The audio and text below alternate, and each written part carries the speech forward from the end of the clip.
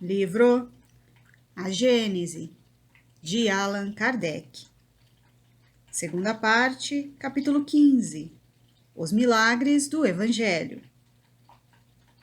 O desaparecimento do corpo de Jesus. 64. O desaparecimento do corpo de Jesus após a sua morte tem sido objeto de inúmeros comentários. Os 4 evangelistas confirmam esse acontecimento baseado nos relatos das mulheres que foram ao sepulcro no 3º dia da crucificação e lá não o encontraram. Algumas pessoas viram nesse desaparecimento um fato milagroso, enquanto outras os atribuíram a uma remoção clandestina. Segundo outra opinião, Jesus não teria tido um corpo de carne, mas apenas um corpo fluídico. Ele teria sido, durante toda a sua vida, uma aparição tangível, ou seja, uma espécie de agênere. Seu nascimento, sua morte e todos os atos materiais da sua vida teriam sido apenas aparentes. Assim, seu corpo, por já estar no estado fluídico, pôde desaparecer do sepulcro, e foi com esse mesmo corpo que ele se mostrou depois da sua morte. Sem dúvida, um fato desse tipo não pode ser considerado totalmente impossível, de acordo com o que se conhece hoje sobre as propriedades dos fluidos. Mas seria, pelo menos, um fato excepcional e estaria claramente em oposição à característica dos agêneres. Ver capítulo 14, item 36. Portanto, trata-se de saber se tal hipótese é admissível e se os fatos a confirmam ou a contradizem. 65. A permanência de Jesus na Terra apresenta 2 períodos, antes da sua morte e depois dela. No primeiro, desde o momento da concepção até o nascimento, tudo transcorreu normalmente, no que diz respeito à sua mãe. Nota de Allan Kardec.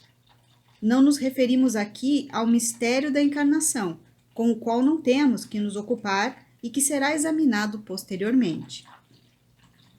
Desde o seu nascimento até sua morte, tudo, em seus atos, na sua linguagem e nas diversas circunstâncias da sua vida, revela as características inconfundíveis de quem teve um corpo humano normal.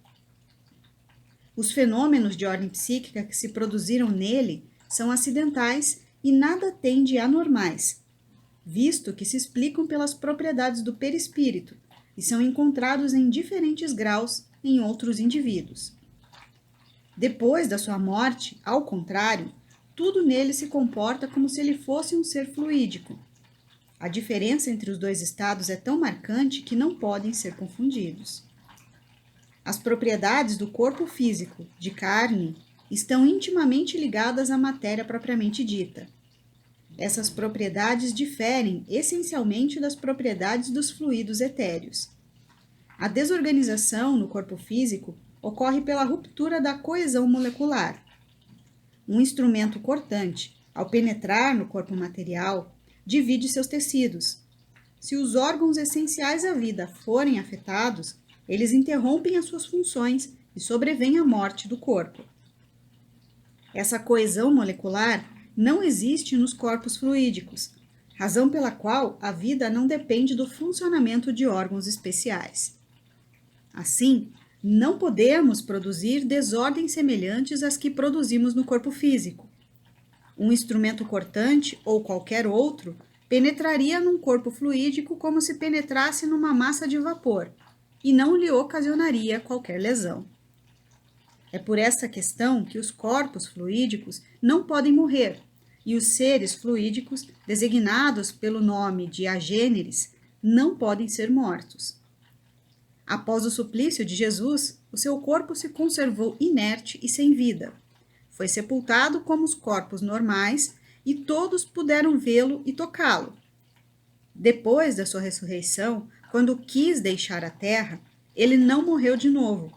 Seu corpo se elevou, se desfez e desapareceu, sem deixar qualquer vestígio. Essa é uma prova evidente de que o corpo fluídico era de natureza diferente daquele corpo que pereceu na cruz. Portanto, é preciso concluir que, se foi possível que Jesus morresse, é porque ele tinha um corpo de carne. Em virtude das suas propriedades materiais, o corpo de carne é a sede das sensações e das dores físicas, que repercutem no centro sensitivo ou espírito. Quem sofre não é o corpo físico, é o espírito, porque é ele quem recebe o impacto das lesões ou alterações dos tecidos orgânicos. Num corpo sem espírito, a sensação é absolutamente nula.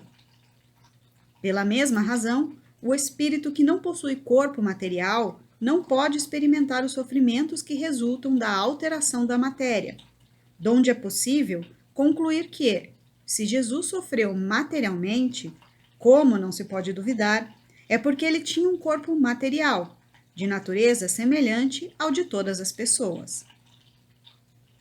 66. Aos fatos materiais é possível juntar poderosas considerações morais.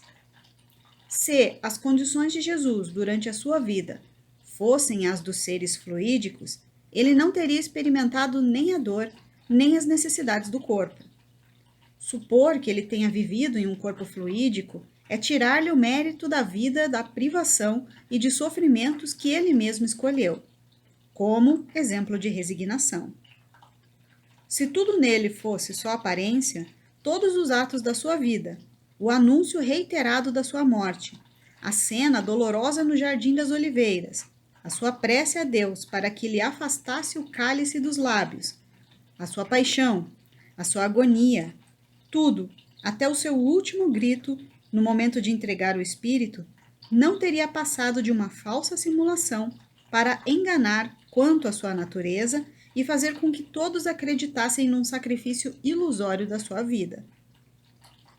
De novo, tudo não teria passado de uma comédia indigna de um homem simples e honesto e, com mais forte razão, de um comportamento indigno para um ser tão superior. Resumindo, ele teria abusado da boa-fé dos seus contemporâneos e da posteridade. Essas são as consequências lógicas de se imaginar Jesus utilizando um corpo fluídico, consequências que não podem ser admitidas, porque o rebaixariam moralmente em vez de o elevarem. Portanto, Jesus teve, como todo homem, um corpo físico de carne e um corpo fluídico, o que é confirmado pelos fenômenos materiais e pelos fenômenos psíquicos que lhe marcaram a existência. 67. Essa ideia sobre a natureza fluídica do corpo de Jesus não é nova.